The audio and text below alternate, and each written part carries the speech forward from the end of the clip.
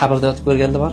Ko'kchada tayyor qabr bor, yotib ko'rishga. Shunga kirib yotasiz, qop qorong'u zulmat. Shunaqa qorong'ulikki, unaqa qorong'ulikni men umrimda ko'rmagan hech qayerda. Shu yotasizda o'ylaysiz va shunaqa yig'laysizki, o'z-o'zidan yig'i keladi. Orqangizga qaraysiz-ku, shu paytgacha qilgan faqat gunohlaringiz ko'rinadi. Birorta savobingizni eslolmaysiz. Tepadagi odamlarning ovozi tiniq eshitiladi. Keyin o'ylaganman rostdan. Eshitgan bo'lsangiz, kimdir agar vafot etsa qabrga ko'madi, ko'mgandan keyin tepadagilarning ovozini eshitib turadi deydi-ku. Mana shu joyda yotganman, ko'p narsalarni o'ylaganman. Shu chiqqanman qabrdan, yig'laganman. 15 minut yotganman, ko'pmas. Chiqqanman, odamlarga qarasangiz borki, g'alati, odamlar kulgili tuyulishni boshlaydi. Chunki ular dunyoni g'am bilan bir narsalar qilib yurgan bo'ladi. Keyin o'ziga o'zi aytasiz, yer ostida nima gaplar, yer ustida nima gaplar.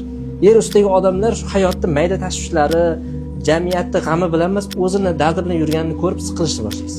Keyin o'zingizni taftish qilib tuzatishni boshlaysiz. Xuddi mana shu narsa odamlarni kuzatish orqali juda katta ilm hosil bo'lishiga dalolat bo'ladi.